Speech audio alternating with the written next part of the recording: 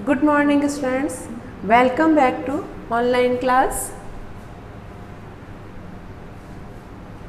आज हम हिंदी पाठ्य पुस्तक के पाठ 4 अंतरंग पत्राचार के बारे में पढ़ रहे हैं। अंतरंग पत्राचार, अंतरंग का क्या अर्थ होता है कि बहुत ही जो क्लोजेस्ट होते हैं उनको अंतरंग कहा जाता है।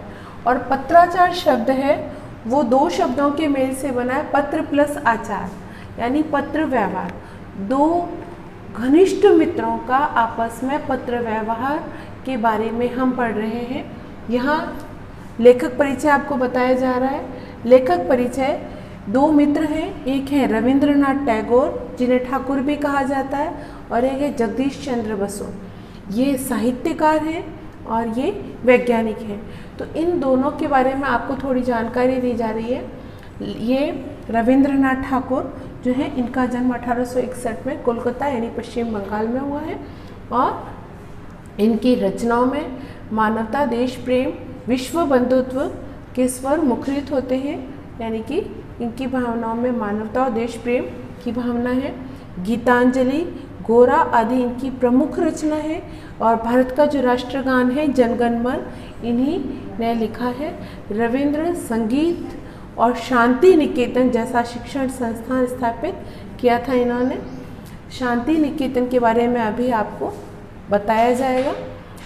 ये है जगदीश चंद्र बसु जो कि वैज्ञानिक हैं।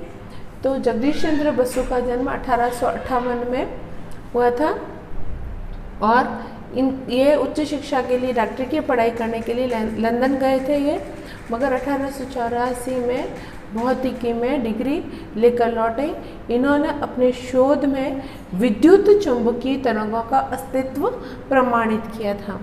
तो इन्होंने फिजिक्स में ये शोध किया है। इनका मानना था कि जीवों, वनस्पतियों और निर्जीव पदार्थों में मूल रूप से कोई अंतर नहीं होता है। यहाँ ये बताया गया जीव यानी ऑल लिविंग थिंग्स, वनस्पति, प्लांट्स एंड ट्रीज वगैरह जो हैं, और निर्जीव जो चीज़ें हैं, तो इन सब के अंदर मूल रूप से कोई अंतर नहीं होता है। इस प्रकार से इन्होंने ये सिद्ध किया था, और सन 1937 में इनका निधन हुआ था। आगे हम पढ़ रहे हैं। रविंद्रनाथ ठाकुर के नाम जगदीश चंद्र बसु का पत्र। इसका अर्थ हो रहा है कि रविंद्रनाथ ठाकुर को जगदीश चंद्र बसु ने पत्र लिखा है। पत्र लिखने वाले जगदीश चंद्र बसु हैं, और रविंद्रनाथ ठाकुर को इन्होंने पत्र लिखा है। अब यहाँ पर देखिए, पत्र लिखने का जो पैटर्न बताया गया है वो ध्यान से देखिएगा। पहले स्थान आता है जहाँ से पत्र लिखा जाता है, और समय आता है। तो इन्होंने लंदन से पत्र लिखा है। जगदीश चंद्र बसु ने 2 नवंबर 1900 में, बंधु का मतलब भाई या मित्र होता है, तुम्हारे 2 पत्र पाकर मैं अत्यधिक प्रसन्न हुआ। पिछले 2 महीनों से मेरे मन में दिन रात संघर्ष चल रहा है, यहाँ रहूँ या अपने देश लौटाऊँ। तो ये जगदीश चंद्र बसु जब विदेश से पत्र लिख रहे हैं, तो ये कह रहे हैं कि काफ़ी समय से मेरे मन में ये विचार चल रहा है कि मैं यहाँ रहूँ, विदेश में रहूँ, या अपने देश भारत लौट आऊँ। क्या तुम भी मुझे प्रलुब्ध कहोगे? प्रलुब्ध का अर्थ होता है लालच में आने वाला। प्रलुब्ध का अर्थ है लालच में आने वाला। तो लालच में आकर के विदेश में रह रहा हूँ, ऐसा आप मानते हैं क्या? फिर ये बता रहे हैं, आम लोग जिन बंधनों में जकड़े रहते हैं, मैं उन सबसे मुक्त हूँ। आम लोग, आम का मतलब होता है साधारण। आम का अर्थ होता है साधारण।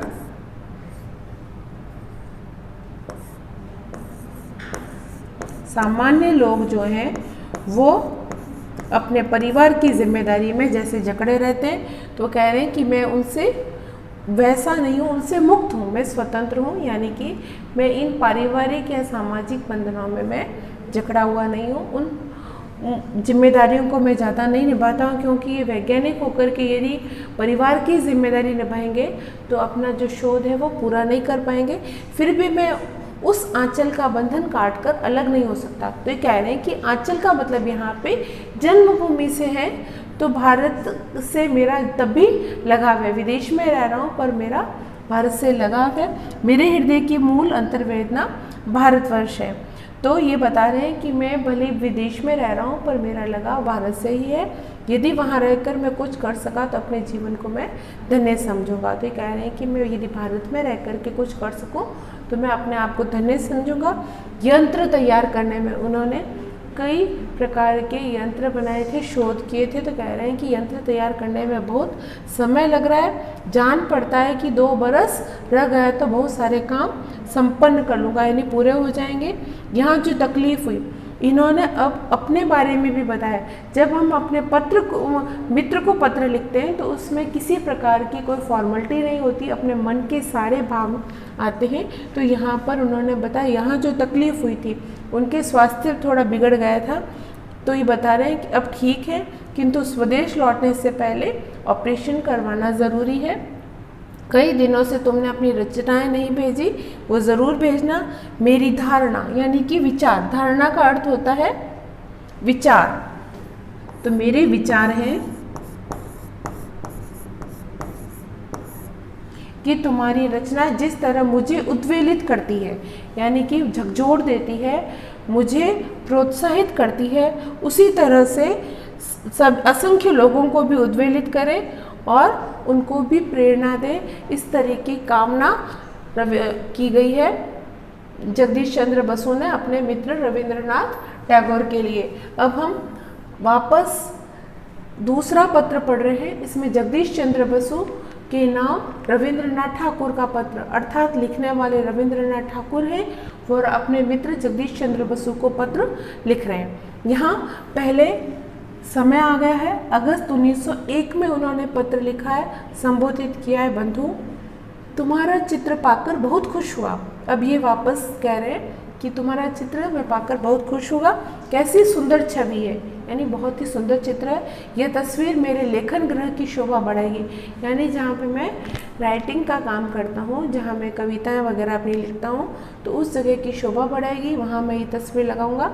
शांति निकेतन में विद्यालय खोलने के लिए विशेष प्रयत्नशील हूँ। तो ये बहुत ही रोचक आपको जानकारी दी जा रही है। शांति निकेतन विश्वविद्यालय का आपको पिक्चर बताया जा रहा है, और ये जो शांति निकेतन है, यहाँ ये बताया गया ऐसा विश्वविद्यालय जहाँ आज भी पेड़ों की छांव में ही पढ़ाई करवाई जाती है। तो शांति निकेतन विद्यालय जो है विश्वविद्यालय, यहाँ पर नर्सरी से लेकर के विश्वविद्यालय स्तर तक की पढ़ाई होती है।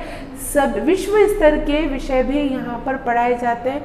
कला और संस्कृति का ये मुख्य केंद्र माना जाता है। ऐसे विश्वविद्यालय की स्थापना रविंद्रनाथ ठाकुर ने की थी, और वहाँ प्राचीन समय के गुरुकुल जैसा नियम तंत्र है, यानी कि आश्रम व्यवस्था के जैसा वहाँ पर अध्ययन करवाया जाता है। अमीर गरीब सबको सादगी का पालन करना होता है, यानी वहाँ पर प्रत्येक विद्यार्थी समान है, चाहे वह अमीर है चाहे गरीब। इस युग की विद्या और उस युग की प्रकृति दोनों का एक जगह मिलन संभव नहीं है। अब यहाँ पे इस युग की विद्या और उस युग की प्रकृति से क्या मतलब है? इस युग का मतलब है वर्तमान युग, वर्तमान युग से मतलब है, और उस युग का मतलब है प्राचीन युग, उस युग का मतलब है प्राचीन समय। तो यहाँ पर वर्तमान समय और प्राचीन समय दोनों का यहाँ पर मेल किया गया है। प्राचीन समय की प्रकृति दोनों का एक जगह मेल संभव नहीं है, मगर इन्होंने ये करके दिखलाया है। यानी यहाँ पर आधुनिक शिक्षा, कंप्यूटर शिक्षा, विज्ञान की शिक्षा दी जाती है, साथ ही वहाँ पर प्राकृतिक माहौल में पढ़ाया जाता है। दोनों एक साथ में करने का इन्होंने प्रयास किया है। अब तक अंग्रेजी शिक्षा हमें यथार्थ यानी वास्तव में कर्मयोगी नहीं बना सकी, यानी कर्मशील नहीं बना पाई है। बाल्यावस्था से ही सादगी न धारण करके हम लोग सच्चे अर्थ। आगे अपने मित्र को वो कह रहे हैं, उस दिन सरस्वती नाम की एक हिंदी पत्रिका में देखा कि मेरी कहानी मुक्ति का उपाय प्रकाशित हुई है, हिंदी में पढ़ना मुझे अच्छा लगा। तो ये अपने मन की भावनाएं बता रहे हैं। हम अपने मित्र को हर प्रकार की बात शेयर कर सकते हैं। तो वो कह रहे हैं मेरी ही कविता जो कि वो बंगाली में लिखी है, और उन्होंने हिंदी भाषा में प्रकाशित हुई हुई पढ़ी और उन्हें अच्छा लगा। एक खबर तुम्हें नहीं दे पाया, अचानक मेरी मंजली, मंजली का अर्थ होता है बीच की जो बेटी है उन रेणुका, उसकी शादी हो गई। अब लड़का एलोपैथी डिग्री पर होम्योपैथी का मुकुट लगाने के लिए अमेरिका रवाना हो गया। एलोपैथी जो अंग्रेजी दवाइयाँ होती हैं उसको एलोपैथी कहा जाता है, और होम्योपैथी जो यूनानी जो पद्धति से उपचार किया जाता है उसको होम्योपैथी कहा जाता है। अब है औपचारिक पत्र। यहाँ पत्र दो प्रकार के होते हैं, औपचारिक और अनौपचारिक। अभी दो मित्रों का था, वो अनौपचारिक पत्र कहलाते हैं। अब आपको औपचारिक पत्र के बारे में बताया जा रहा है, जो कि ऑफिशियल पत्र होते हैं, उसका प्रारूप बताया जा रहा है। तो यहाँ औपचारिक पत्र में सबसे पहले हम अपना एड्रेस लिखते हैं, अपना खुद का एड्रेस आ जाएगा, ये एड्रेस, फिर बाद में जिसे लिखा जाता है वो आ जाता है, उनका एड्रेस, फिर विषय आता है, विषय में हम जिस संबंध में लिख रहे हैं वो आएगा, फिर महोदय महोदया, जिस व्यक्ति को लिखा जा रहा है, जेंट्स हैं तो उनको महोदय, और लेडीज़ ऑफिसर हैं तो महोदया। फिर हम अपनी बात स्पष्ट करेंगे, और भवदीय का अर्थ होता है आपका, और भवदीय अर्थात आपका, और फिर हम अपना नाम लिखेंगे। तो यह पत्र लिखने का प्रारूप होता है, इस तरीके से पत्र लिखा जाता है। Thank you. तो अब आप इस तरीके से पत्र लिखने का वापस प्रैक्टिस करेंगे।